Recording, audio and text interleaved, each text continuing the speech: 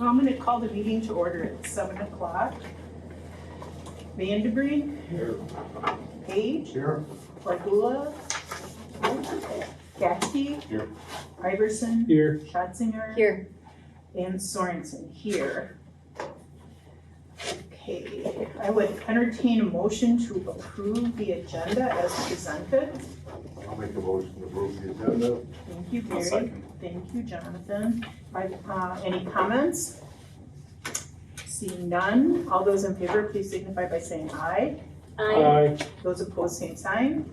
Motion passes. Okay, Doug, you've got a lot of stuff to present. Yes. And December 6th minutes, December 14th, special meeting minutes, October 31st. and the corrected copy of the 31st, and I'm wondering if I got a date wrong on a special meeting that we had. Okay, where is that corrected? That should be December 19th, 5 PM meeting, isn't it? Yes. Yes, and I'm not sure how Mike's here. Yep, Mike's here.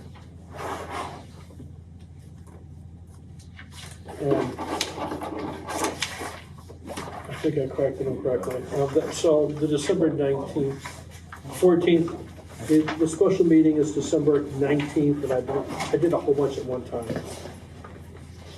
There should be 19th, not the 14th, 2022, at 5 PM. That was a Monday meeting. The 31st? Oh. What are you talking about? I'm talking about the special meeting of the Ripon Area Fire District, December, I have 14th, it should be the 19th if I'm not mistaken. It was the 14th. No, it was the 19th. That was at 5 PM, that was on a Monday. The 19th? The 14th was a different date, That was a Wednesday. yes. That was the day Deputy Chief resigned. Oh, and then we accepted it the night. Oh, I get it. Yeah, he had the date I see. wrong. I see what For you're saying. some reason, I messed that up, so I'll have to correct that. I see what you're saying. So we have October 31st, December 6th, December 14th, and December 19th to approve.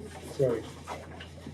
All right, I'd like to make a friendly amendment that I change the December 14th special meeting to December 19th at 5 o'clock. That one, so it'll be 19th, I will correct it and send that out. okay, so if somebody would like to make a motion to accept all 4 minutes with the correction made to December 19th, I would entertain that motion.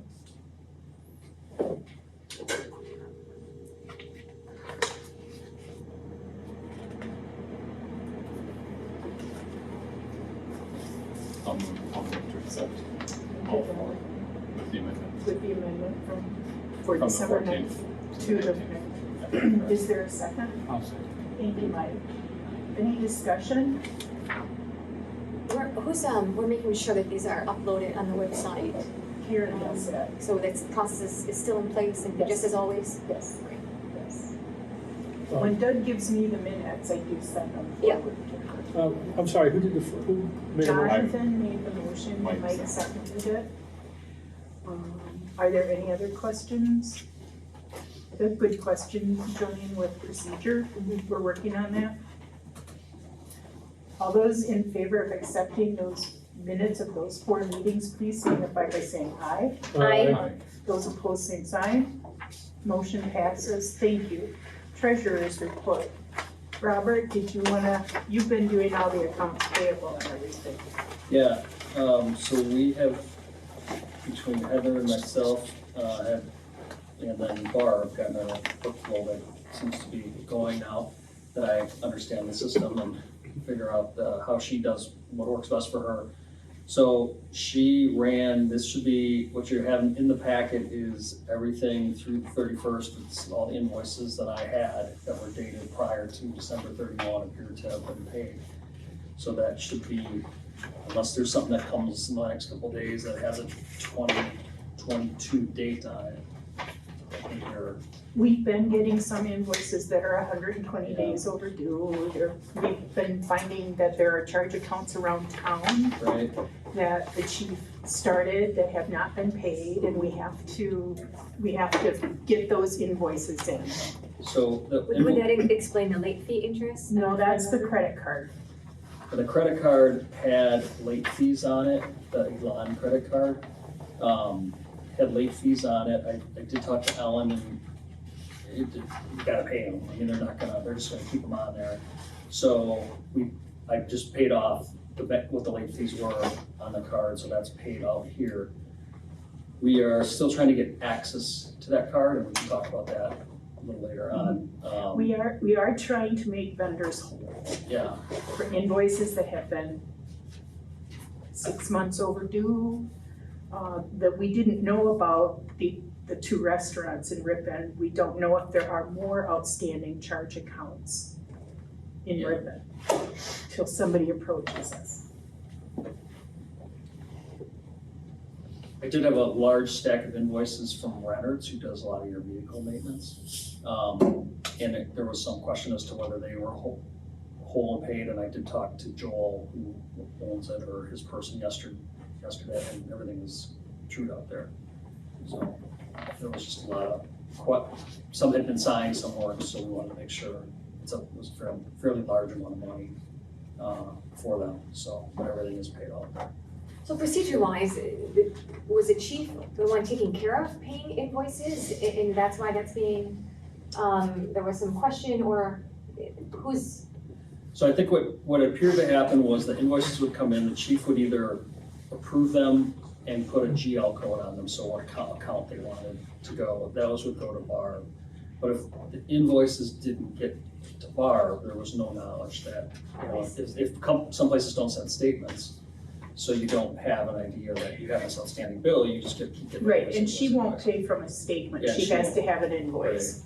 So, all the invoices that I know we have to put together at this point are paid.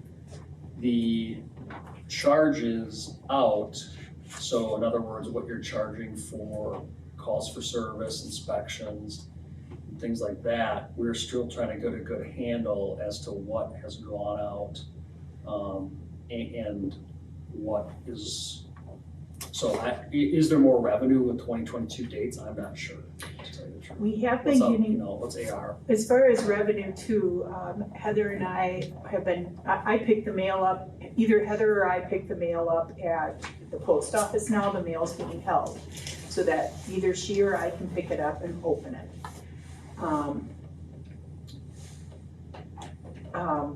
We are, now I lost my train of thought. We are finding a variety of things that we will talk about tonight from a revenue standpoint. But one of the things that is most curious is that many of the invoices for fire calls are coming back because they don't have the correct addresses on. So what you've been given are outstanding charges, like when you want to go to tax intercept, but a lot of people never are receiving the invoices because they're going to the wrong addresses. They just come back to us. Yeah, so we need to figure out, did they actually get it? Because I would not want to go to tax intercept without knowing that someone has truly just ignored it, because that's a significant issue for somebody. What I'm also trying to do on the invoice side is get as many of them electronically to, we created an email address that I think I sent the packet from, sort of a generic fire chief at Ripon Fire. So these companies that have invoices, like Ace, I went over there and everything was being done on paper, and the lady at Ace said, hey, we can just, every time someone charges something, it can just send you an email and they'll know immediately. So have a little better track of what those invoices are, all come to one place, put them in a folder, so an electronic folder, so to speak. And then between the paper, it's gonna take a while to convert all these places over. Spectrum, I talked to the other day. Verizon, we're trying to, I think we finally got them worked out, because a lot of them have the former chief as the only contact on the account, so you have to go through this process of changing names, and no one wants to talk to you about anything unless you send them a piece of paper that says you can talk to them, and understandably so. We'll get caught up, but I think this should be a majority of your expenditures for the year unless something comes up. That's in the report here now. There's still, you know, I would have on my end, still would want to talk and understand how some of the capital expenses were done. There's some for the state upstairs. You know, I don't know I didn't go through all the minutes to see who approved the transfers and how that's all been Yeah, done. I'm not up to speed on all I that. think there's another question on that too, Robert. I'm not sure what the board decided about the upstairs. I've been told that it wasn't supposed to come out of the budget. It was supposed to be donations to do that. I don't know, Barry's shaking his head yes, because there are many invoices from tradesmen for that upstairs that came out of the general budget. And there's a significant amount, there's $126,000 in the donation special revenue fund, or there was. So it looks like that's what came in. So I'm assuming that, I just don't know enough about the background yet to know where all that came from or what was there. I haven't gone that deep into everything to figure that out, how that got, it's a good chunk of change. I think that was a donation they got. You built a garage? Okay, From a gentleman that passed, and okay, all right, he got that much in the ambulance service got. Yeah, okay. That all right. from one. That's where it must have come, because it was like, whoa, there's Yeah, this is one hit, yeah, And yeah, will to the to the department, okay. But you did an expenditure for a garage, Right. and then I'd they, have to yeah, look back, I guess. And then Some I of that think- was for that, some was for the garage. I think, Drone. tires for that old truck. Yeah. and then 80,000 for your day people. that I- The Ah, tires, no, the tires I was don't- from the association. No, we split it with you. Oh, that's right, right. And the drone was split too, Yes. wasn't it? Yeah. We split the drone. I don't think any of that money from that willed money was supposed to go towards the day people, right? The which people? I don't, The paid on premise. Well, that's what the chief had told me, so. No, it was supposed to be. No. That was discussion that we had. That was discussion that we had, but it wasn't, able to, To be used for that. because the garage was so expensive. Okay. Well, I have to depend upon all of you because I wasn't here for that. I just know what I was told. So. I remember that's why I voted for it. We did use some leftover money from that COVID year because our budget didn't all get spent. That was supposed to go for the paid on. Yeah, that's another issue too. Heather and I have been going line by line through the budget. I suspected that it had been padded. And we found $20,000 in budgeted things that have never been done. Physicals for 36 people, travel that was never done, and fit testing for masks that was never done, which has to be done. It has to be done for safety. So one of the Kevins will be working on that Monday. I think Monday, he's got, we're talking to a couple vendors, you have to get this machine, and the machine, you're required to do this by the state, the OSHA statute, which is adopted by the state, and so then someone has to administer it, so the vendors give you the machine, but they don't give you the people to run it, so he's working, figuring out how he can best get that to work out. So we will expend that budget line this year.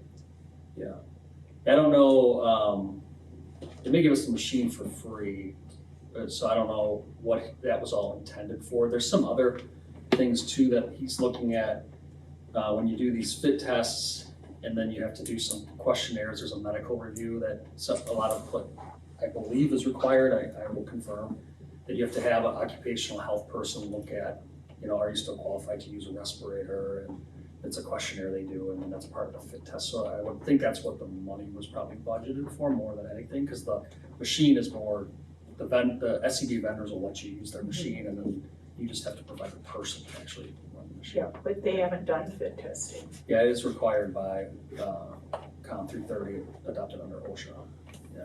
And that was one of my first questions when Can I, I just go ahead. caution a little bit on your agenda, Okay, Yeah. because you're not agenda for that discussion. Okay. I would just be a little careful. okay, You're just talking about treasurer's report, right, which, so just okay, stay with your agenda, because that's what's noticed. okay. So there is, the point is, there is money. Yeah, your end.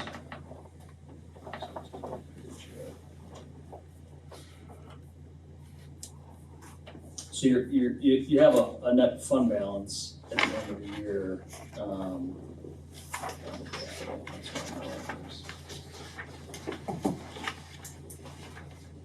but the year isn't closed out yet, I guess that's what I'm saying. Probably need another month to close it out. And I don't know traditionally how long some places that I've worked with leave it open for a month, some do a couple of weeks. You'd Sort have of to saying ask, until you get, ask Barb what she's Yeah. done in the in the past. yeah. Well, my question for that though is that you can't really set a date, it's, you're trying to get it done as quick as you can, right? As quick as you can, but some people, or the vendors are still, something that you bought on the 30th, you're gonna get it, you might get invoiced for today. So a lot of places will leave open for a couple weeks. But that's what I mean, it doesn't make a sense to say a couple weeks versus a month, I mean, we're just trying to get done and close out as soon as you Right. can. I think you can pick a day and just be done, yeah. I see. I think we should stay with what we have done in the past and work to get everything in. Yeah,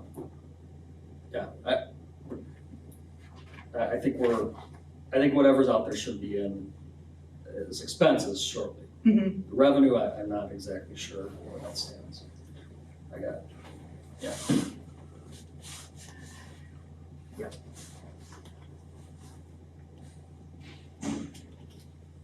Yes, Doug. So we're pretty much caught up. I see stuff in here from last June. Yeah, Mhm. there was Um, some late stuff from June that I processed last week. And who had the so. Sam's Club membership for the Halloween camp? Would that have been, So what I understand they do is the chief, that was a chief expense, so he must have had a Sam's Club membership on his own and bought it for the department. And there was another Sam's Club expense and a reimbursement for another member who was buying supplies for the station. Right, yeah. Right on their own Sam's Right. card, and then Dennis asked to be reimbursed. Chief just charged it to the credit card. Yeah, that's what it looked like was happening. So I did talk to Barb and Heather, just so I understood that, because I saw some of those and I'm like, hey, I don't know that I want to sign off on these until I can verify because you're paying tax. That was my bigger question is too.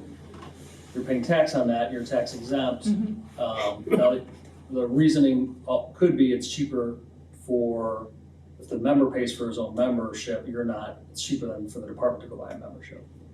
There's that battle back and forth. I don't know that there's a right answer or a wrong answer to that. That's something that, if you're not gonna spend a lot of money at Sam's, but once in a while you're gonna go there, that may not be the worst way to go. And the other option is to create like an Amazon business account and everything's tax exempt on there then, and order all the supplies off of there, and then you have a good handle as to what's coming and what's going out. You have to pay a fee to them too, if it's a membership. But that's the Sam's Club stuff.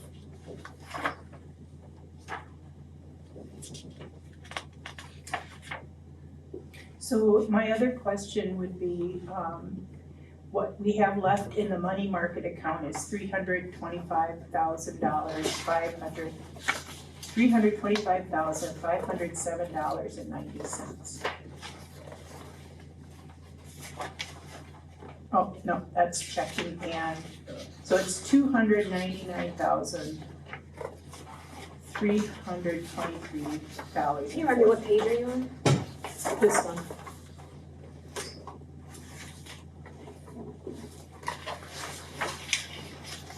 Combined cash investment.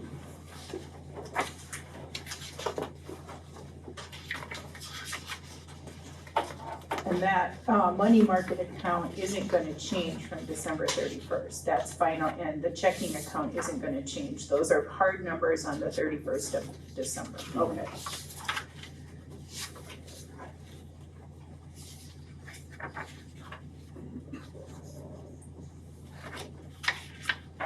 Okay, I was just curious what the balance was in that fund. And it's the 299, 323, 04.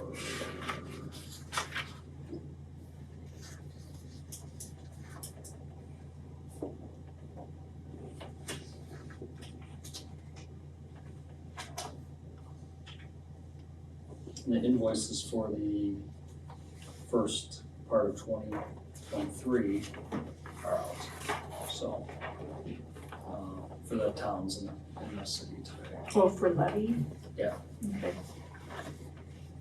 And that comes in 2 payments? I believe here it's 2, something I'm trying to get mixed up with a couple other places we work with, but I think Ripon's 2, some places do quarterly, but I think we do twice a year. We do twice a year, Yeah, twice. yeah. Okay. Are there any other questions for Robert on the treasurer's report?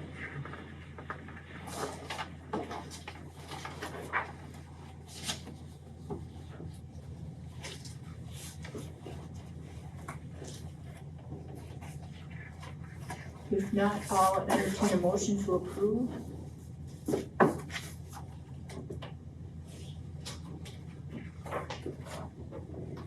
Move to approve. Thank you, Jonathan. Is there a second? I'll second. Thank you, Mike. Is there any further discussion? Seeing none, all those in favor, please signify by saying aye. Those opposed, same sign. Motion passes. Okay, Robert, you have an administration report, and we have Heather here to back up. Yep, so Heather put together the call list for you. Thank you for her. So the year ended at 375 calls for service. Last year we had 405, so a slight reduction. December 2022 was 30 calls, 2021 was 28. The numbers for members on Heather's report, I would trust more than my report, because Heather's more frequently here and knows who's here. And I was working off of a roster from the files that I was looking at. So in essence, you have about 29 members currently. So. And can you share what that compares to like last year at this time, or just has that, it seems like there's some fluctuation? I, without having like last year's roster, I couldn't tell you. We usually ran about 35, 36 members, so we're down. 42 is in your policies, it says 42 is your maximum. And the trend, I would say, even in just the last couple of months, you probably lost a couple members and they haven't added, so it's probably gonna show a downward trend no matter what. So I know she's trying to schedule the daytime and the nighttime, and it's getting a little challenging to fill all the shifts right now where they're at. So one of the things to talk about later is potentially some people that have expressed interest in returning to the department, or do we need to start doing some recruitment to bring people in and see what's out there? But that would be something that I think either way, recruiting is in a department like this is always a priority, because you always have people coming and going. You have people that are daytime people, get they're part-time here, part-time there. I was just talking to some of the guys that work here the other day. They're going to school, they're trying to find a full-time job, so they'll be here for 6-8 months and all of a sudden they're gone. So you have to sort of have a revolving door, so to speak, of in and out of town. So I think that'd be one thing that I would say we should work on in January, is to start coming up with a plan to sort of keep that pool going. And how's that out there? How's Ripon out as, hey, we need people? How can you recruit those people? Because the tech college, I think, is where a lot of these kids are coming from. That's a good pool. They're qualified. Some of them are well-qualified people. But they're driving, half hour, 45 minutes to come here to work. So that pool's there, and then you're paid on call pool is your other pool, because at night you need them. So we need to still work on that too. Go ahead, Julie. When are we talking about the procedure to consider, I guess the procedure for hiring, it sounds like new people, but also for consideration of retired folks coming back? What I would suggest is, since it's that's just name to name, we talk about that as a personnel matter in closed session. I do have a proposal that I think, because your rules are very specific about hiring, which is good, but that the process to hire for people requires some time, and the option that I would present is either we can have these, so right now we have 3 people that have said, hey, I was on the department and I'm interested in maybe coming back. In fact, I think we've met with 5 people actually total. 2 of them didn't get back to me after I last talked to them, and it was the holidays, so they may just be out of town or something. But those 3, your rules or your policies say, if they've been gone for 6 months, there's sort of an easy approval process. The board says, yep, they can come back, and they're back. All 3 of these people have been gone more than a year, or some up to 3 or 4 years. So that process, the policies say they basically come in as a new employee at that point.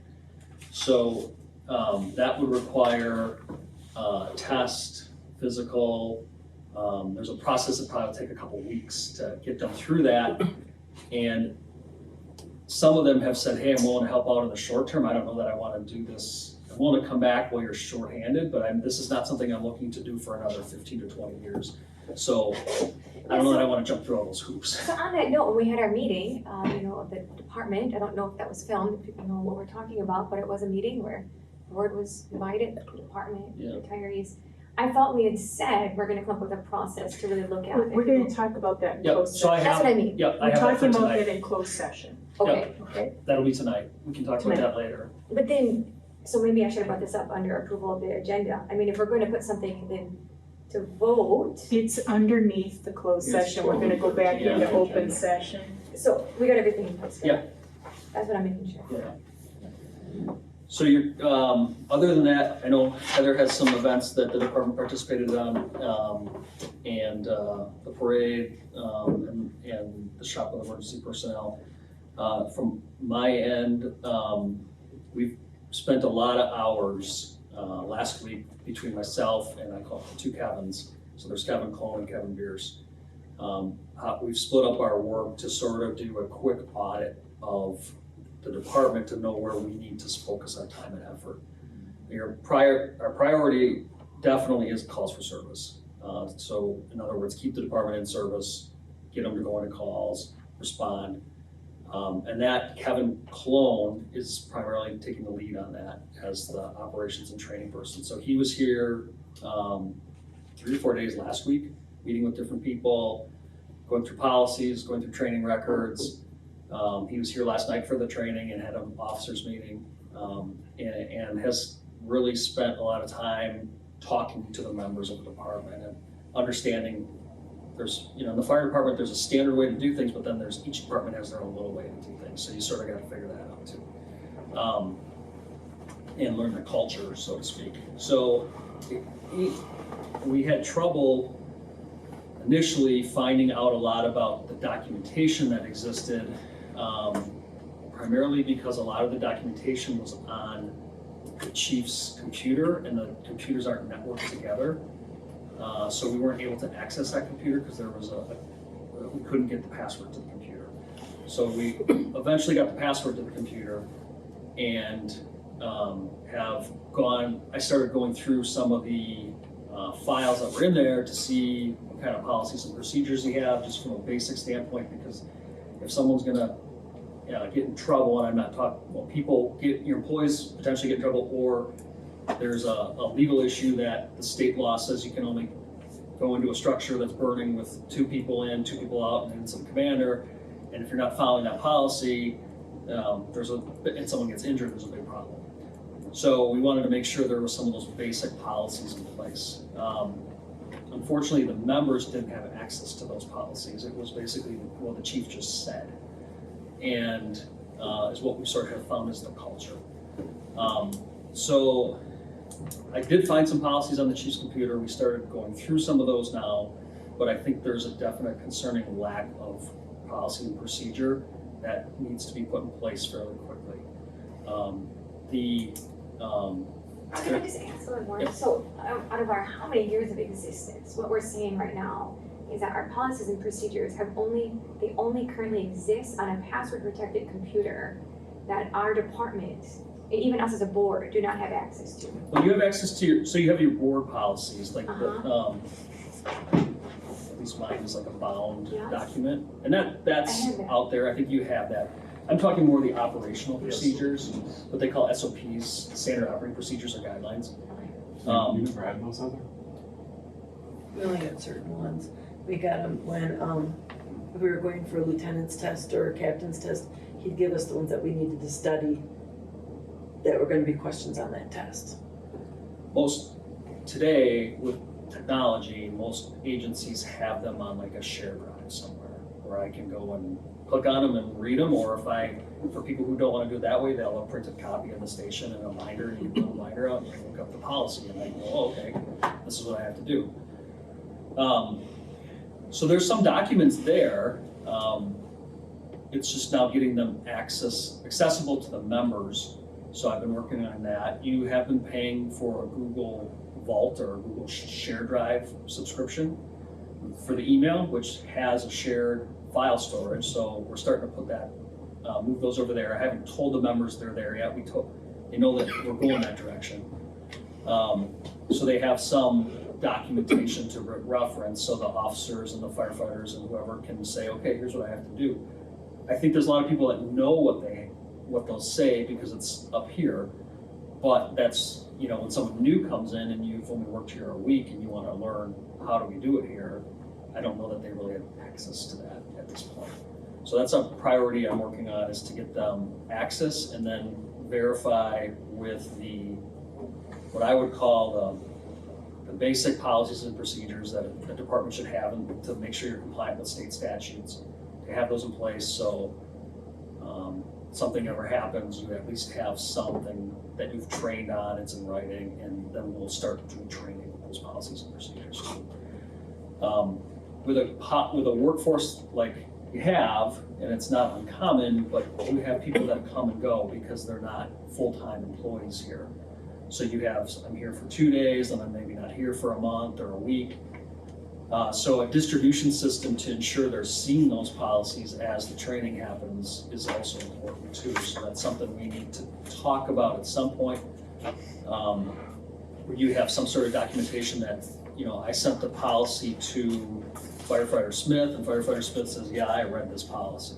So they have a document that says, in the future, not only does it protect them, but it protects the department too. And there's online learning systems you can buy that aren't that expensive that you can post the policy on. They get an email that says, hey, there's a new policy, go read it. And then you click on it and say, yep, I read it. And then the department has a document that says, Firefighter Smith read the policy on Tuesday at 9:30 p.m. And it's not that expensive, actually. It's fairly reasonable cost, but it's something we'll have to talk. I think we should talk about. It's not here today and now, but I think that might be a way, especially with the paid on premise type where people are coming and going a lot. You don't see them every day. They don't just come here and do work every day. You can say, oh, here's a new policy this morning, we need to talk about it. So that's something that I'm going to prioritize for January, is to get those basic policies in place and then try to tie those into the training that the firefighters do on Monday nights. So they start seeing those on a regular basis, and then that's talked about on the Monday night training, an officers meeting, or with the firefighters.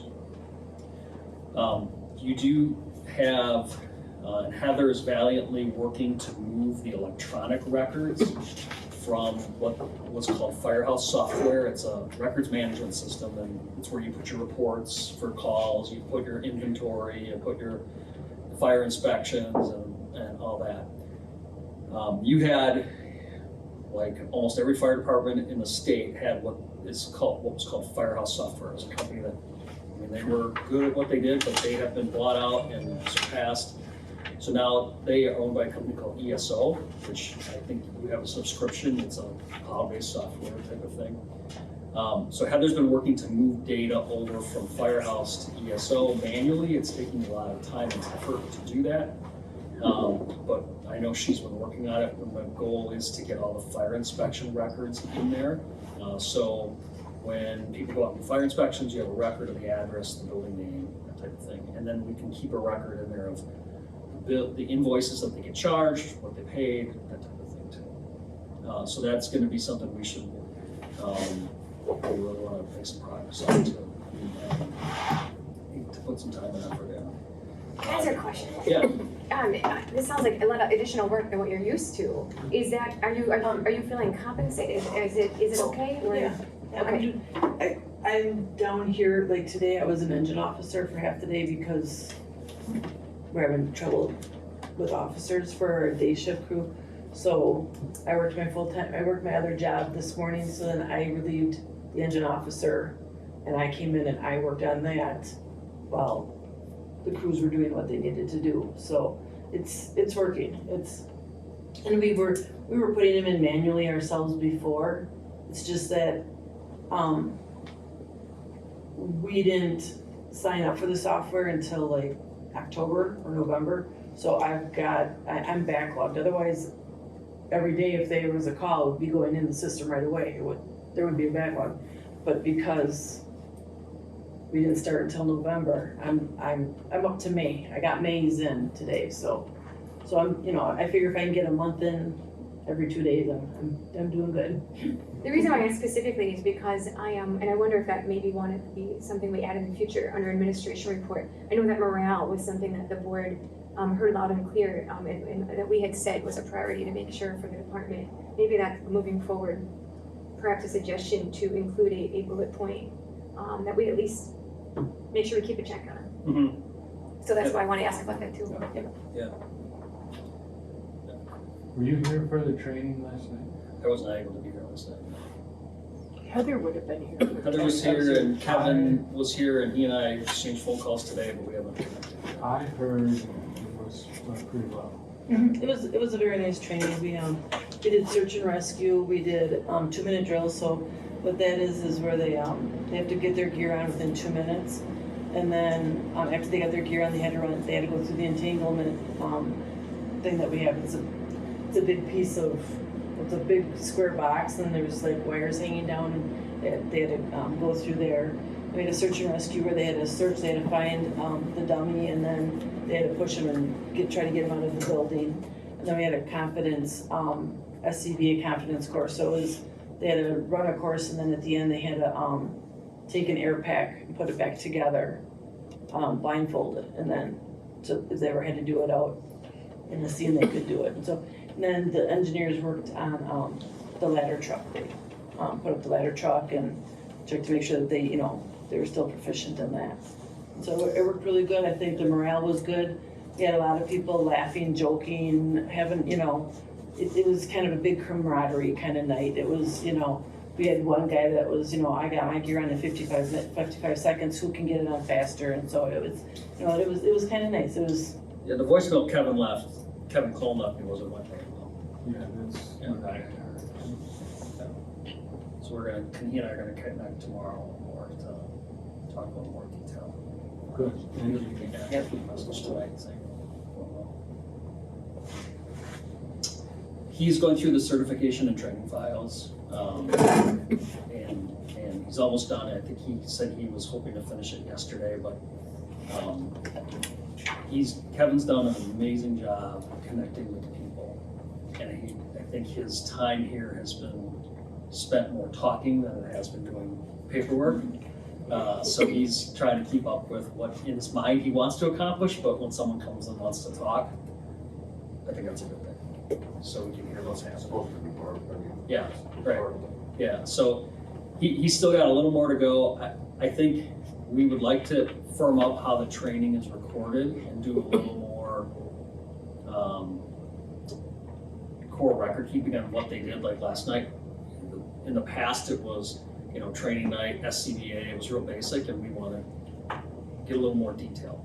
So you have more protection as a department if anything were to occur. So he's gonna work on that. He's working on an annual training schedule, so up front, we know through the whole year, January, the nights are gonna be this and this, February is this and this, so when people miss, they know what they missed. If they're not here, they know what they have to make up. And then you always have something comes up and an opportunity changes, but at least have a basic plan so we hit all the basic requirements, like you have to do a bloodborne pathogens training by the statute, you have to do a harassment training, it's the sort of the things you want to check the box on is at least we're covering. And then there's different requirements for different certifications to maintain them, the instructor, if you have an instructor certification, are you doing X number of hours of training and teaching, so he's working on that. He's attempting, so he's been, Moraine Park is your tech district. They were shut down for the holidays until today, so he was trying to connect with them to bring in a class here, what they call fire officer class, which is a certification, which I think it'd be important to get some of your people trained to that, and we'll talk about that with personnel issues a little later on. And then driver operator, which is the training to drive the engines and pump and the aerials and things like that. There's a need for those people to be trained. So we're hoping to get Moraine Park to physically come here to teach the class, just so it's a little easier for them. Would it be beneficial if they were kind of hesitant, if we could open up to departments around us? Yep. That And then, would be a very good, I think they're probably gonna make you do that because it's a tech college program. but I think that would be a very good Yeah. neighborly thing to do. Yep. We have, I think, a nice facility here for some of the smaller departments, lots of room. We have bays, we have probably whatever they might need. Yeah, I think that they're gonna say you have to, but I think it's a good thing to do. I think it would be a great thing, so that's something to mention to them, that we want to open it up to everybody. Yeah, she was gonna meet with the associate dean or have a phone conversation with her. Because there's Princeton and Marketing and Green Lake and Berlin and Lambertine and all these other ones right in this area here that they could probably need some of that help. Yeah. And if there was a class that they could come to here, they might do it. Yeah, I think that was his plan. Okay, thank you. Ellen talked about the fit testing, so we're working on that. Kevin has also been working on getting a handle on the new engine that you approved. He has gotten a history on it, and he's gonna have 6 members of the department on that committee. He has been meeting with the Pierce sales rep, Leslie, who I think you met before, to make sure that what his understanding is what is on the order form so the budgets line up when you bring to a committee and they say, we want this, this, and this, can you afford this, and that process? And then also, they are on about a 10-month timeline just to get in production right now, so you're probably. They told us that. They're upfront about it. So it's not something that's gonna happen tomorrow. We have time, is what I guess my message there is. And he's been talking to some of the area fire chiefs and just starting those conversations and saying, hey, what's the story, what can we talk about? I went virtually to the Fond du Lac County Fire Chiefs meeting last month. I'm trying to figure out where it is and when this month. If I can get to it, I'm gonna try to get to it. And just have some of those connections to find out, if they have challenges or what some of their challenges are. So for inspections and risk reduction, which is public education and things like that, Kevin Bierce is my point person on that. He has a significant background in inspections and building inspections, fire inspections. He's taught the fire inspector class in the state. The guy's solid, knows what he's doing. He's gone through all the inspection files and has some concerns. And it's supposed to be a surprise. The state notified us that they are gonna come and do what they call an audit, or 2% dues audit next week. So the 2% dues is money that your municipalities get, and by statute, the municipalities turn over to their fire department that provides service to them. Part of that money, the requirement to get the money is that you have fire inspections completed and documented, you do public education, and there's like some training requirements there too. You get that money, and then there's a certain requirement how you spend the money, and you're in compliance with how you spend the money. That's not an issue. Some places have problems with that. So I'm concerned how that's gonna go. We talked to the state rep that's coming and have been upfront with him about, you know, we're sort of walking in cold here. We're not 100% sure where we're at. I can't make any promises that you're gonna, you know, come here for an hour and be happy. So they'll be out here next week. Kevin Bierce will be here with him. And either the other Kevin or I will probably be here that day too.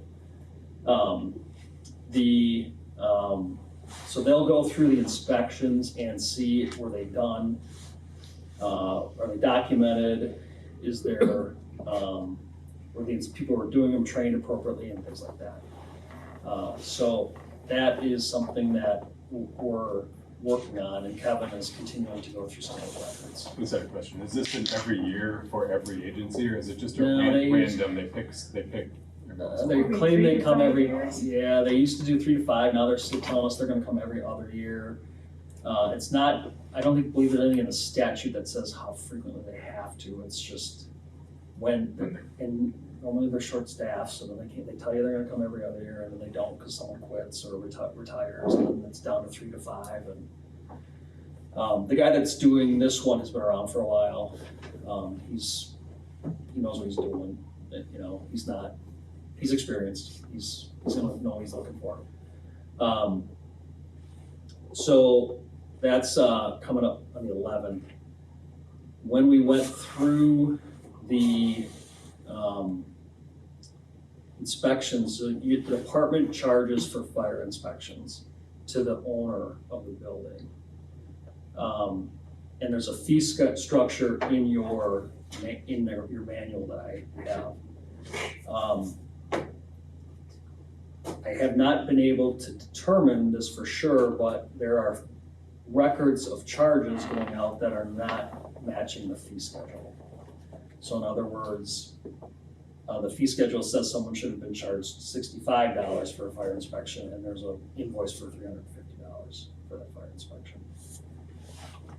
I don't know, what I have not been able to do is go back through the minutes of this group that it appears has the authority to set the charges based on your policies, and see if at some point you may have changed the number, you know, readjusted the number, but it doesn't match what's in here today. Correct. Yeah. Correct. It was done, I was actually here when that was done. And now, I don't know if I can say this, but we were told that those were that they were not new charges, that they were charges from the year before, and that we were just approving them to put in. Yeah, there's some handwritten notes in this copy that says like the 200,000 square foot and above was 350, and then there's a handwritten note that says 478 next to it. So I'm thinking maybe that's the new number that you adopted. But we wanna. I did give you a schedule of fees that we adopted in the folder I turned over to the Kevins. That's this one here. And that was based on the meeting that we approved that at a meeting. So we just wanna make sure that those line up. I think moving forward, the best, what Kevin Bierce has been doing is starting with the city of Ripon and working with the tax software and the finance or treasurer, I'm not sure who manages it for the city, to get the tax rolls, because you're charging based on square footage. And then, so we have a good record, and then in ESO, the software, we can say this building is 350,000 square feet. So that there's a basis set for the charge, and it's documented here, so there's no questions about what's being charged in the future. It's our recommendation, unless you want us to move forward, because your bills for 2023 go out in November. So the bills for 2022 are already out. So what we would like to do is spend the next couple months getting the records, so we see, here's the number of square feet, here's what your fee is, and then in November, you have a solid bill that goes out for your fire inspections. I'm getting complaints from, I have this under, I'm getting complaints from people, and I'm not sure how to handle that. This is new for me. People who went from $40 as a fee to $350. So, I think in my opinion, that you should handle the complaint. I don't think you blow it off, but I'm not no, saying. I'm not blowing it Yeah. off. I just don't know how, I don't know how to handle it. I'm not saying, what I guess we're saying is, I don't think it's at the point where you go solicit like public information, like, hey, we're looking into this, please send us your complaints. But if you're getting them, we're more than happy to have Kevin look at them and Okay. deal with each one Okay. individually. Then So if I'll you have just wanna that- send them my way, I'll send them your way. Okay, yeah, thank you. and then we'll figure it out and go from there. Okay. So the other thing that we're working on is, and a question I would have is, so there were some checks with plans for building plan review for like fire alarms for $100 from the vendor, the charging, it's not unusual fire departments charge for a plan review. And I think they're paying it. I think we should just document that somewhere, that that's your fee, if it is, because I couldn't find anything documented for that. There is nothing done. So, something we wanna, work on too. And we're reaching out to a couple of your big, businesses, have a couple of big projects going. And, the college has a couple projects going. Alliance Laundry, I think, had a project they submitted for. So Kevin Bierce is handling all those, he does that kind of work, that's his specialty. So I'm confident we're providing the service. We just wanna make sure that the i's are dotted and the t's are crossed. So the fire station project, I think that's a question that we have. It's not agendaed for any action tonight, but the project is, as far as we know, on hold. Now, there's no vendors working. I don't know that there's any outstanding contracts for work to be done up there. If there is, we haven't located them yet. But I don't know, if you've been up there, it's sort of half done. So we need to figure out where we're going with that. And that's not something we have to figure out tonight, but I guess our team is looking for a little direction as to what. So do you want that on next month's agenda? So I think we should put that on next month's agenda. As a full business Yeah. discussion? Okay.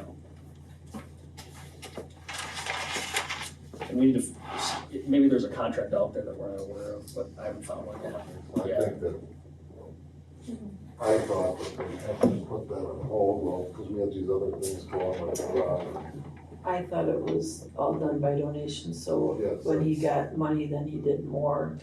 Okay. If he was out of donation money, then I just kind of halted it. Okay, all right. I just didn't want to, I didn't want to find out that there was a contract out there and someone hadn't done their work and they got paid. So that makes me a little more happy to hear that. I think I that's have all I a have. question. Yeah. Are we up to code on the upstairs? The electrical code and everything done correctly up there? Has that been inspected? We have anything? As far as I know, Susan Lakey, which is the city, and Right, as far as if you're gonna, and I can check with her, because she's with the county Ripon also, but Yeah, as far as I know, yes. Kevin was gonna check on, to be sure, there's plans here that were drawn up by an architect. So he was following up on that, just to see where we're at. okay, thank you.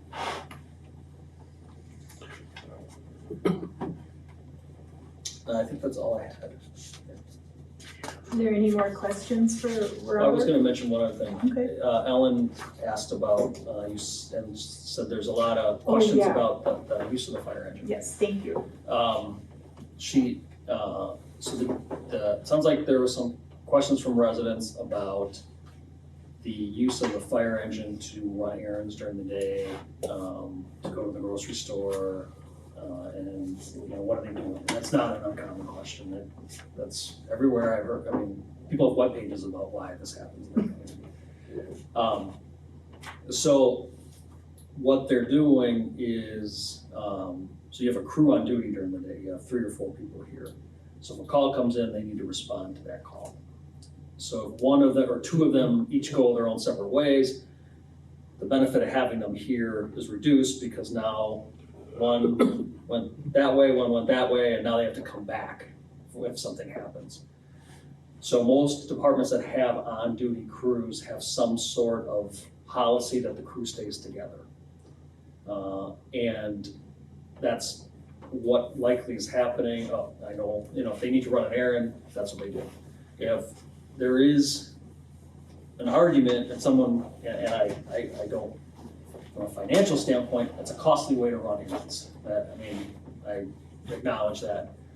There's a value, although, when they're out driving those fire engines, that they get to know how those fire engines drive on the road before they're doing it at 2 a.m. and the road's slippery. So there's this balancing act, like you don't want to wear it out, but you also don't want to not do it either. So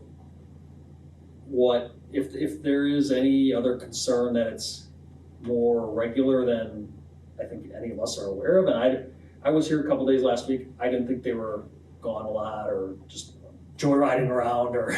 I've seen them at the grocery store, but I don't like that much. Right. But it's helpful for us to know that it's a standard operating procedure to keep that crew together. I couldn't answer the question, that's why I had to ask. So, and I don't think, I talked to the other two Kevins and I said, hey, you guys were here a couple days, is there anything on this? And they both said, no, this is pretty standard stuff. So I think that's just a good answer, but every community has that question. It's not unusual. Well, I can't use fire. Right. Truck to go, why can they, or, it's 2 miles to the gallon to drive a fire engine and, they can drive a pickup truck and get 10 miles a gallon. Yeah. There's a balancing act. I wouldn't say just go drive around and drive around all day, but what they're doing doesn't seem excessive. And that's great to know, so thank you very much. I get that question a lot. Yeah. Didn't know how to answer it. One other thing, so and I'll do it under this item because it's a report. The Federal Fire Act grant is, so the federal government has money for fire departments through a competitive grant program. And they've been doing this since right after 2001, they started reinvigorating a grant program. Good news is they just re-upped the program legislatively. And it was in some danger, but it's re-upped. They released yesterday or today that they're gonna open up the applications for departments to apply. They give you priorities, what they're, high priority, low priority, medium priority. Heather got me in touch with the person who had done some of your grant writing in the past, and I talked to her today. And so some places I've worked want the board to approve grant applications. Yes. Other places say staff just take care of your grant applications. So I was looking for some direction because there's next month, that may be something we want to discuss. We've been, as an attempt to have some internal controls, Yeah. I, as a former administrator, like to have a motion to apply for and accept. Yeah. It doesn't have to be done separately, but I like it on record so that the public is aware, and it is a revenue source for us then. What would we have to do for the grant? What kind of? It's primarily writing an application, submitting some information on a web's portal that they have. Normally you can do But what are it. we writing for? What are we asking for? That's something that so there's a little bit of the science to this is one, they change their priorities every year. They haven't released what their priorities are for this year. And is it capital or operational? Could be either. It's normally capital. And I'm not a fan of, one-time grants for operation is tough. Yep. But they'll fund anything from fire engines to, and those are tough to get. Like not everyone gets fire engine. But if your turnout gear is over 10 years old, because there's a standard that says turnout gear should be 10 years old, you qualify higher, they may replace all your turnout gear.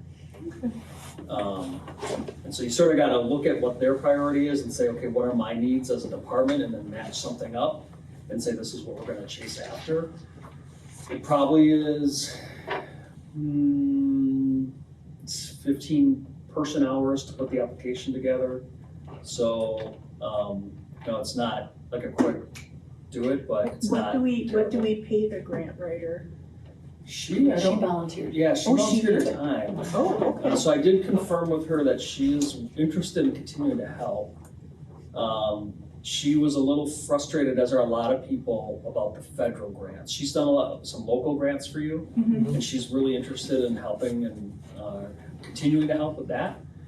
The federal grants are frustrating, and I've worked, some years you get lucky and you hit the jackpot, and other years you get the Dear John letter, and you're like, oh, I spent 20 hours and got nothing out of this deal. So is the question whether we should put this on the agenda for next time to approve, or maybe we could, I guess, verbally say that we support over, and then, or does it need to be on the action item No, for the let's put it agenda? on the agenda for next Yeah. time, That's my because then question. they can tell us what they're writing Right. for.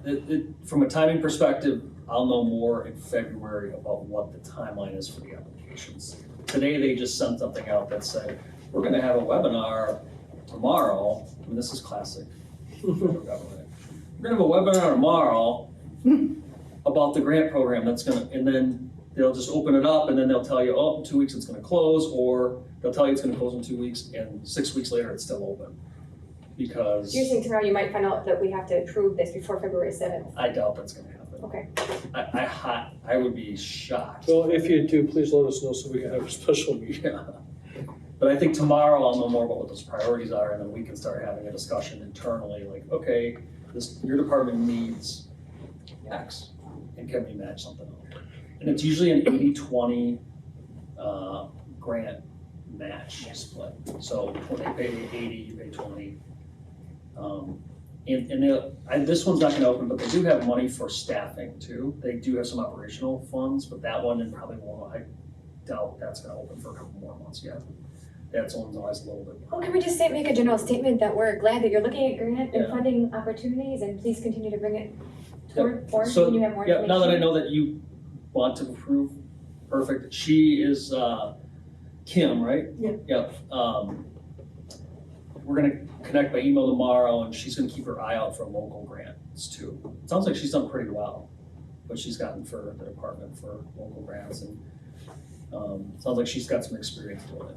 So, and she's retired and won volunteer time. I always love a free grant writer. Yeah. I write grants too. Yeah. I'm so glad I don't have to do these. Yeah, Thank you, Kim. yeah. So that's it. Thank you very much. Are there any more questions for Robert? I just had a question for Robert or Heather maybe. One of the things I asked Chief Saul about was to get a number for like the calls, but like the trucks that actually went out for the year. You know if that's obtainable? Like what truck, truck A went out on 18 of the 30 calls, truck B went out, no? Okay. We can, with ESO, I can start doing that, Yeah, but he, I would, It's not like me asking for it right now, you've got plenty of I other think stuff. they going have the on. opportunity, the software that you own can do it. Mhm. It's just putting the time into the report, you put the data in. And so, you have people that are really good at entering reports and computer work, and then other people that are like, just keep me away from this thing. So as long as you have a standard, which I think is gonna be simple to create, here's the little cheat sheet how to enter your report. We should get there, but I don't think you have that now from what I can see. Just wondering. But you're requesting it in the future, we'd be able to. I'll request it at some point in the Okay. future, not right now with everything else going on. I mean, like, starting in January, I can do that, I can put what truck went out on what calls.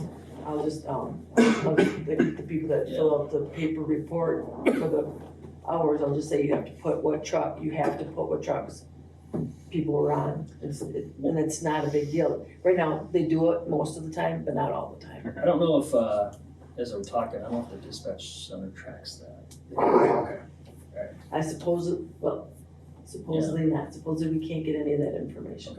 Okay. Yeah, they just actually never returned my email. That was who I was told to email, was Okay. Fond du Lac County Dispatch. I just never got an email back. Yeah, they have a meeting, I got them, their email string they have a meeting for chiefs and, on a regular basis to communicate with the fire and police chiefs. In fact, they have one, I think, next week. I can't go to it, but, if that's something you're interested in, I can ask if they have that information. Who from PD would probably, you could probably call Chief Wallner. and Chief find- Wallner was the one that directed me to the Yeah. dispatch. Yeah. Oh, well, I mean, I was gonna say, find out who's going from PD and Nope. maybe ride along with them and, I said the organizer of the meeting was the North Fond du Lac Fire Chief. He must be the committee chair. And I just sent him an email saying, hey, I can't come, is there any, way we could just chat and I can learn more about what this is about. So, When's that meeting next week. Should we send a representative from our department?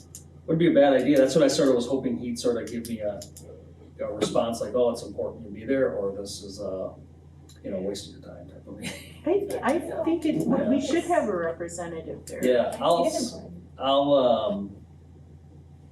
and if there's I'm still trying to figure out everyone's personal schedules as far as it's, everyone else has a job too, so it's 2 o'clock on a Thursday. I'm not sure that anyone, but if someone can go, I don't have to go.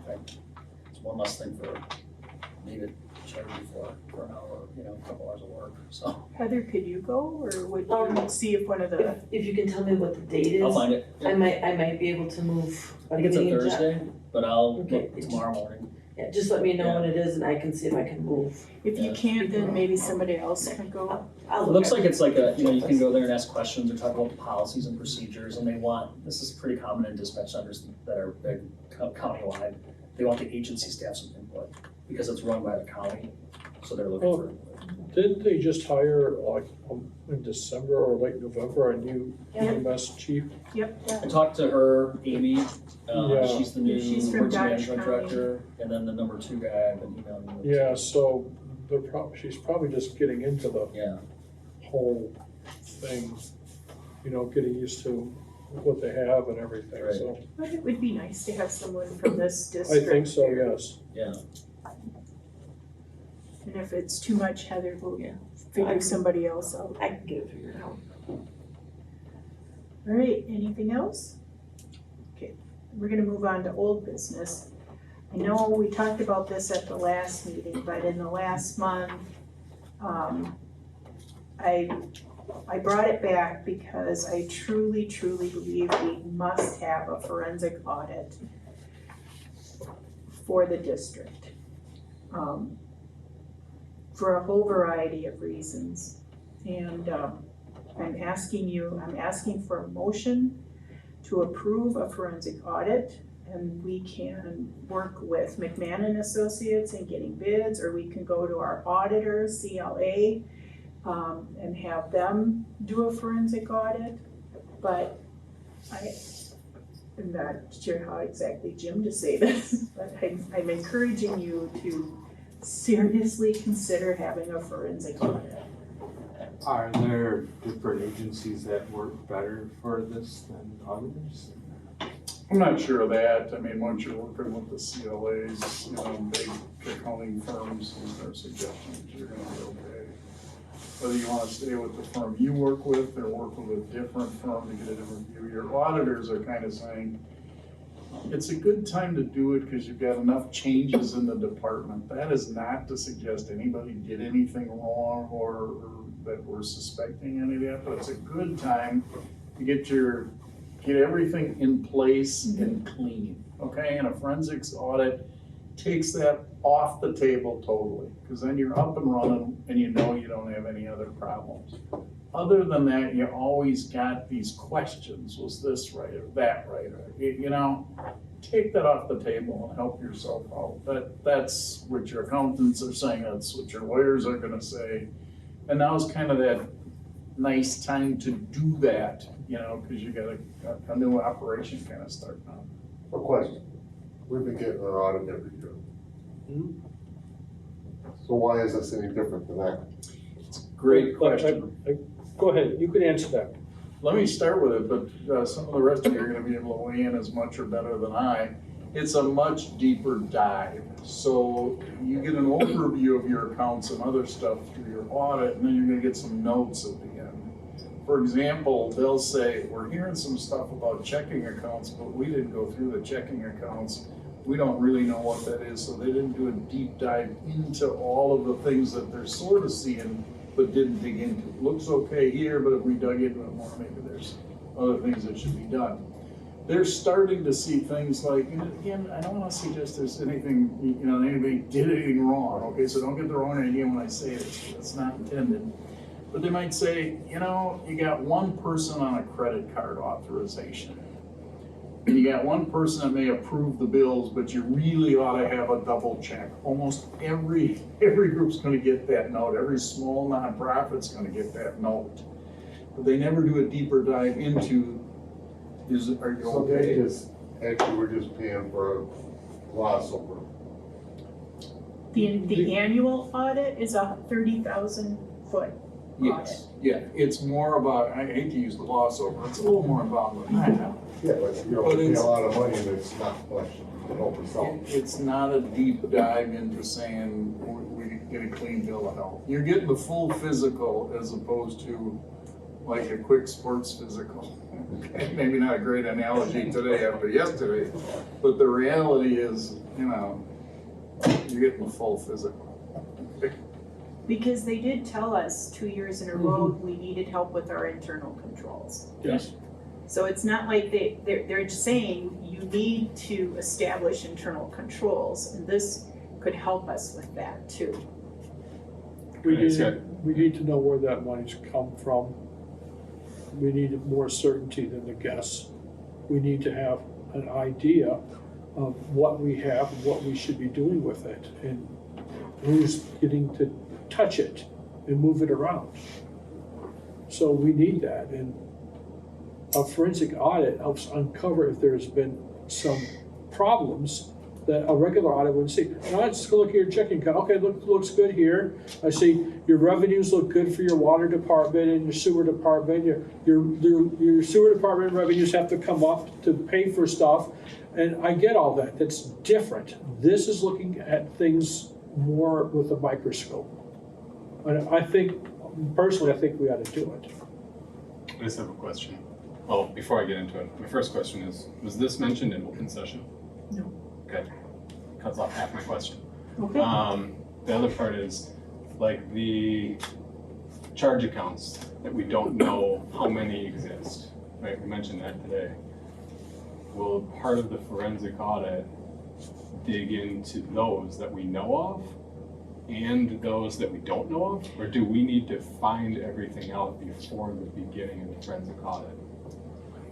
No, I think they look at what monies have come in and then how they've gone out. And that's a question that I've asked of our accountant, and we can't get a breakdown of donations, or we can't get a breakdown of what the levy is in the money market account, how much of that was given for capital improvement. It would help us straighten out and know where we are, and then we can go forward from there. Because right now we can't get answers on things. I mean, what money is restricted? What isn't restricted? And what is it restricted for? That's why I'm asking again, I'm asking this board to authorize that we enter into a forensic audit with a reputable firm. I wish we could, being that we're not necessarily sure what is all covered under forensics audit, to your question of what information you need ahead of time for them to delve deeper. I wish we could go out and, get bids, just like we did when we decided about our, McMahon. But I also, We can do that. but I also see that there's probably some time here. I can imagine that if we're gonna attract a good candidates for the chief, they're gonna wanna see that this is probably completed before they come in, so that they have an understanding of where we're at. So, our president is recommending we do this. I think we have some questions, as far as, so if it warrants moving forward, my question is, do we have time to move forward with bids? Jim, do you have a recommendation? We could always use CLA because they do our audits, they're familiar with everything, they just haven't ever done a forensic audit for us. We'd probably get slowed down by about 4 to 6 weeks if we go out for bids. Yeah, you probably don't need to do all of that with CLA is, like I say, they're big enough, they're good enough, they're gonna know enough. You're gonna pay a little bit less because they're familiar with you already, they're gonna know some of your stuff, so that's gonna help than somebody coming and building it. You might start with them and say, well, what'd you charge us for this, what's your time frame on it? And at least get that information and, you know. Well, can we make a motion that you move forward with reaching out to CLA and getting? I'd like a motion to agree to a forensic audit. And then if you want me to reach out to CLA, I will do that. Do you have an estimate of a cost from them yet? Maybe about 5,000. Well, what you might do is to consider a motion as to up to an amount with them. Yeah. To approve an audit up No, to- that's fine. Honestly, I thought it was gonna be way more $5,000 than for that. the forensic audit.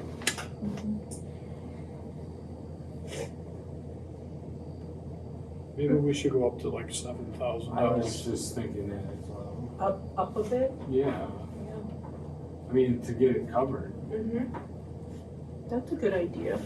I will make a motion to go ahead with a forensic audit to, up to $7,000 With CLA? with CLA, if they're willing to do Well, with anybody you could have, I mean, I'll second it. I mean, the CLA doesn't wanna do it for something, check on somebody else. Sure. I don't know if you'd wanna have CLA at the moment. Well, you're authorizing me to go ahead and make the contact and really kind of negotiate, is that? That's what it sounds like, it's an up to amount, right? Yeah. You might say with CLA or some other competitive firm, Okay, you know, something like that to cover what it. he said. okay, I got it, I'm writing it. But that gives you a lot of options. Yeah. You know, those will be shocked. Well, I would want CLA to also know it's competitive. Yeah, I And can then do you may that, go with them, but I can do if that. somebody else gives you a better deal and you're comfortable with them, you can go. Okay. All right, and Jolene seconded it. Mike made the motion, Jolene seconded it. Is there any other discussion? When you talk to them, I mean, this doesn't have to be at the same time, but I guess I'd like to know in the future, what is the cost of always doing this? Annually, you know, let's say it's only an extra $2,000 for them to do it at the same time as the other audit. Typically, you don't do a forensic audit every year. You do it when you're in a situation like we are now. They did tell us 2 years running that we needed to take a look at our internal controls, and we, you know, kind of went, okay. And so you don't necessarily need a forensic audit. If we can get on the right path and get those internal controls in place, then typically you wouldn't need another forensic audit. I think what you do is when you get a report from them and they'll come in and meet with you, ask them those questions. Say, how are we doing? And they'll tell you, you know, like you're getting the physical and how's my health and how soon do I gotta come back? Well, I When's remember we my did next- ask that, and I don't remember red flags being raised. I remember asking that. To who? To the audit, to the Yeah. audit firm. I feel like every year we Yeah, did. no, every they said year. we did good. I mean, they Yeah. just raised the red flag about the policies and procedures. That was it. and- Which they said is pretty typical among other departments. Well, it's So- typical in Ripon. It's typical in Ripon. It's not typical in any of the other governmental agencies I have worked for. Never gotten an audit like that. Now, maybe I haven't worked in that many governmental areas, but Well, it was a red flag. well, you know, the city gets they kind of notice They get that dinged. we get dinged because our front office is so small and people handling the money are the same people are writing the deposit slip. So, you know, I don't know a way around that, so they, We'll have to figure it out. that is something that the city gets dinged with, but, you know. Well, the city does have many of the same internal control issues that we have. but they're working on it. They're working on it. So are there any other questions about the motion that's on the floor? Seeing none, let's do a roll call vote on this. Schatzinger, Yes. Iverson, Yes. Gatsky, Yes. Orgula, Yes. Page, Yes. Vanderbrink. Yes. Sorensen, yes. Thank you. I'll call CLA tomorrow and try to be clever. Competitive. Competitive, clever. I'd be glad you did that. It would give you a good clean bill of health moving forward, confident. It's a boost for your money. Okay, so we can move on to new business. Retired Chief Deputy Mark Zabel is eligible for his retirement payout, which would be $4,000. It is an action item because it is an expenditure. I would entertain a motion to approve this expenditure. Move to. Thank you, Jonathan. Is there a second? I'll second. Thank you, Mike.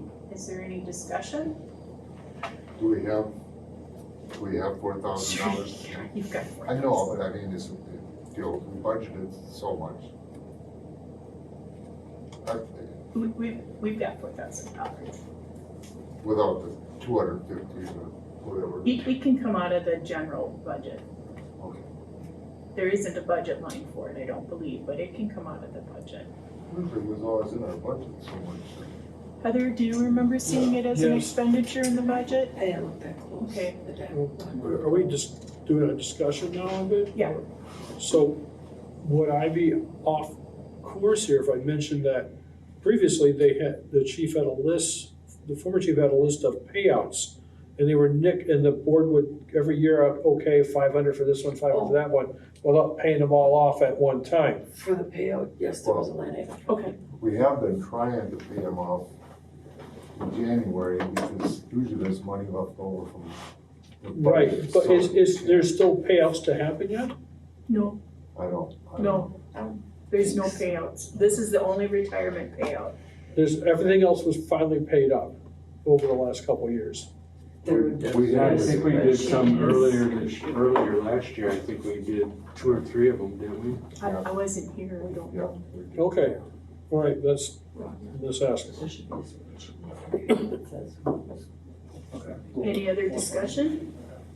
I don't know, and I haven't necessarily asked this because I think extremely highly of Deputy Chief Mark Zabel, and I think he's really done so much incredible service to our entire community of his many years. So I don't want to take this personally, but retiring so suddenly did feel like it put us in a hard place.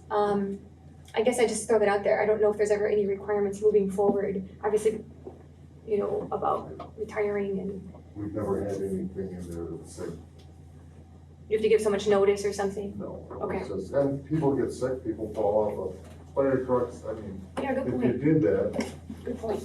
I mean, he was here for this many years, that's what we got down there, I think he's entitled. Okay, good.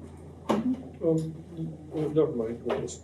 Okay, all those in favor of the retiree payout for retired Deputy Chief Mark Zabel, please signify by saying aye. Aye. Those opposed, same sign. Motion passes. Thank you all very much. The next agenda item is board discussion and communication. I did want to take this time to thank Heather for all of her hard work. She's really been doing a lion's share of work and working with Robert and the 2 Kevins and myself.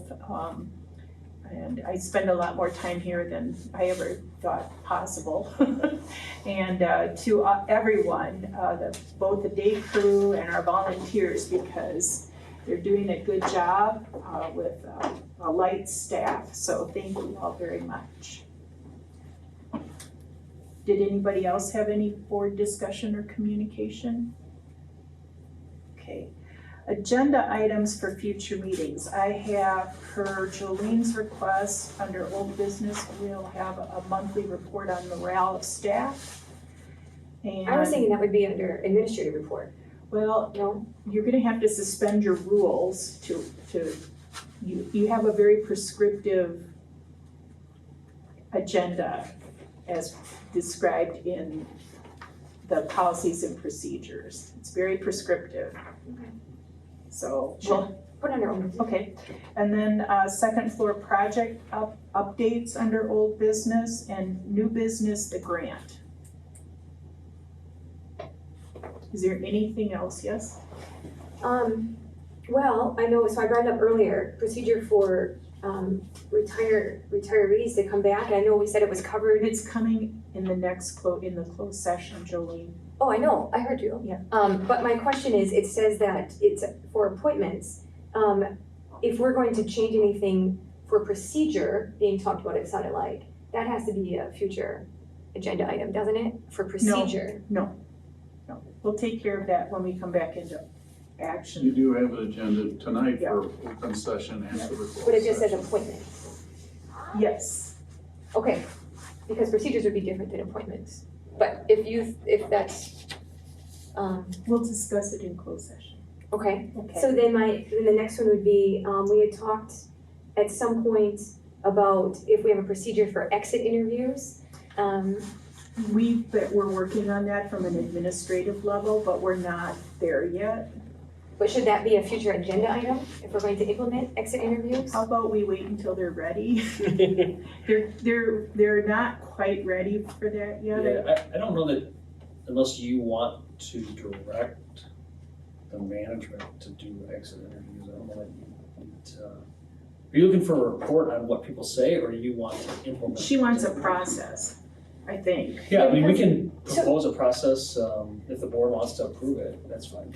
Well, and I'm wondering if that's not part of a broader discussion, because Jim and I have talked on and off about policies and procedures and the fact that that whole booklet has to be updated. Yeah, you're gonna get more stuff, Yeah, and suggestions. for- that's gonna be part of it, because Jonathan had actually asked for that on the agenda a few months ago and it was Yeah. removed. So it would be part of a larger discussion. I forwarded to the city too, and it got removed there too, so. It got removed? I've just accepted that it'll just get removed. What? No, I don't wanna remove it. But it's gonna be we have to address policies and procedures as a whole, and that's certainly a big part of it, Jolie. The reason I brought it up is because, as we go through this transition, it came up that, maybe that there are some things that we want to understand about why, if people leave, why. Right. And so it seems like it's relevant to more of a sooner rather than later. It is relevant. We also have to standardize the hiring procedure. Yeah. The hiring procedure is not standardized, even the questions are not standardized. So to me, that's a yin and yang piece in policies and procedures, is the hiring process, so that's understandable to everyone. The same questions asked to all candidates, as well as when somebody leaves an exit interview. Very, very standard operational administrative pieces. So that'll be on the agenda when? Well, they're working on inspections right now, they're working on training, they're working on morale, they're working on the finances. So I think policies and procedures will come after that is. We need to get the worked out. operational procedures, make sure they're in line, and then that would be our next step. And then I'll go back to your operational procedures. You said that you want to look at purchasing an online learning platform. You mentioned that. Is that a recommendation for a future budget I may- agenda item? Yeah, I can, We work together on the agenda. each department has a different culture, and I wanna learn a little more about how people will best accept that, because for people who aren't used to online learning, that's a huge shock. Some departments are like, I do it at my other job and it's not a big deal. Other departments are like, another login I have to have, and I gotta remember this, and how do I click on this? And so then there's maybe a better way to deliver that. So I need to learn a little more about how it works. So right now, so you're aware too, so the board's aware, Robert and I collaborate on the agenda. And we do follow the policies and procedures for it, but then we also after we put together something, we also have Jim take a look at it, so that our language is correct. And then it goes out. Thanks. Do you want an agenda item for recruitment? You said you were gonna be focusing on recruitment in January, so that. Yeah, I think we may need to have you review your policies. Because there's some policy about hiring. Yeah, that I know we that's want to update first, and then that may be part of that process is, okay, is the current policy sufficient, or do we need to amend it before we start recruiting? Because you don't want to start recruiting and then go, oh man, the policy doesn't work for how we want to hire people. So I think that will be February, and then the next step would be Actual recruiting. conversation in March. Okay, that's fine. Okay. Thank you. Our next regular meeting is February 7th, 2023, and Heather and Robert, you're gonna work on Zoom or Google Teams? I'll look into it, I'll have Yeah, a tech savvy person on day crew to figure it out. Google, if you have Google accounts, we should be able to get Google Teams too. yeah. As we have Google accounts. Yeah, everyone's got a We'll just have Google to account. keep the guys Paying working for on it, it. it's just. Well, yeah. I haven't done much work with it, So but I'll just do Google Teams. Okay. I'm So, just kidding, I'm not going to Cambridge. I will entertain a motion to adjourn into closed session. Move to adjourn into closed session. I'll second it. Okay. All those in favor, please signify by saying aye. Aye. Aye. Those opposed, same sign. We've returned to open session, and our agenda item is appointments to the Ripon Area Fire Department. Would someone like to make a motion? I'd like to make a motion. Thank you, Jolene. What is your motion? My motion is, and I wrote it down, so I have it specifically. I'd like to make a motion to make a temporary exception to the rehire policy as an emergency measure for staffing purposes and allow appointment to Jonathan Roy to the position of engineer and Michael Mueller as firefighter, subject to the following. 1, completion of a background check. 2, understanding that return is on a limited term probationary status to be ended at the will of the board. And 3, completion of adequate skill training. That's the motion. I'll second. I can read it again if you want. Is there any discussion? Seeing none, all those in favor, please signify by saying aye. Aye. Those opposed, same sign. Motion passes, and I forgot to put an adjournment on the agenda. So, Okay, you can adjourn. okay, is there a motion to can't adjourn? ever adjourn. Places everyone were quipping on. I'll make a motion to adjourn. Thank you, Doug. Second? I'll second. Thank you, Mike. All those in favor, please signify by saying aye. Aye. Aye. Those opposed, same sign. We are adjourned.